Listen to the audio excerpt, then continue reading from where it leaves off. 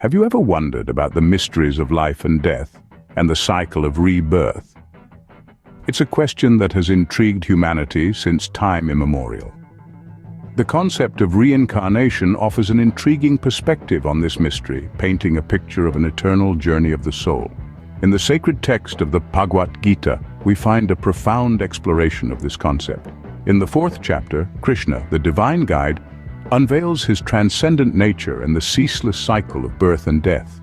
It's an eternal dance, a cosmic rhythm where the soul navigates through different lives, driven by the forces of karma and dharma.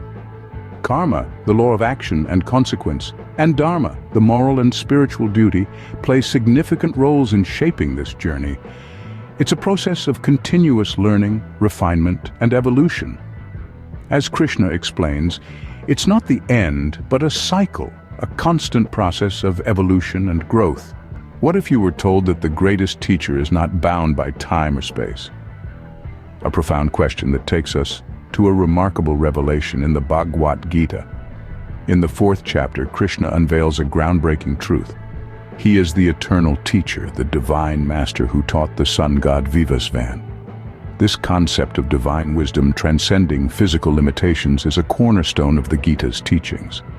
Krishna, the divine teacher, is not restricted by earthly constraints. His wisdom is timeless, his teachings universal. He is the fountainhead of knowledge, the source of ancient wisdom that has been passed down through the ages. From the sun god to Manu, the first man, and then on to Ikshvaku, the first king, Krishna's teachings have shaped the course of humanity. As Krishna declares, "I taught this eternal law to the sun god Vivasvan, who passed it on to Manu. Manu, in turn, imparted it to Ikshvaku."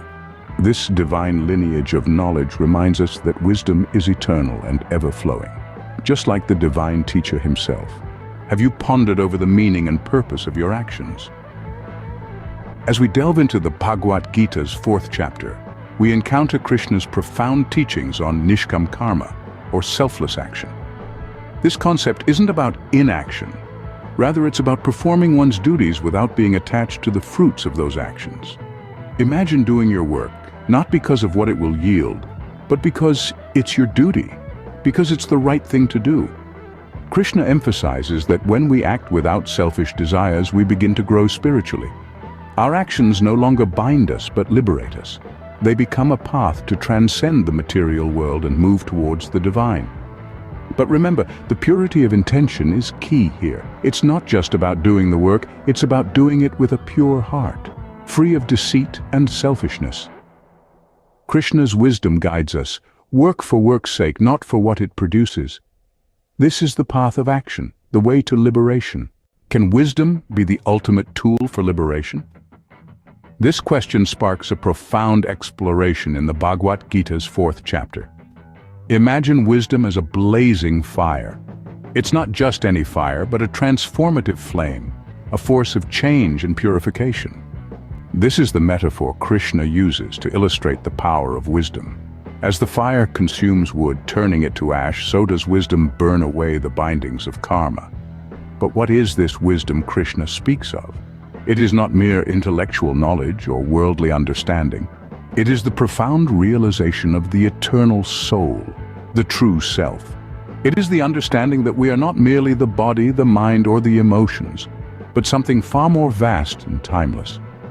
This wisdom unveils the veil of ignorance, revealing the soul's immortality and its eternal connection with the divine. With this wisdom, one transcends the cycle of birth and death.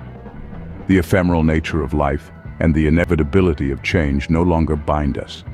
This wisdom teaches us that the soul is never born, nor does it ever die. It is unchanging, eternal, and unmanifest. By realizing this, we free ourselves from the fear of death, the ultimate fear that binds humanity. This wisdom also liberates us from all doubts. Doubt is a formidable barrier on the spiritual path. It can cloud our understanding and impede our progress. But the flame of wisdom burns away all doubts, illuminating our path with its radiant light. It provides clarity and conviction, strengthening our faith in the divine and in our own spiritual potential. In essence, Wisdom is the ultimate liberator. It frees us from the chains of karma, the fear of death, and the shackles of doubt. It empowers us to realize our true nature and to live in harmony with the divine law. In the illuminating words of Krishna, as the kindled fire consumes the fuel, so in the flame of wisdom the embers of action are burnt to ashes. This is the transformative power of wisdom, the flame that liberates, enlightens, and transcends.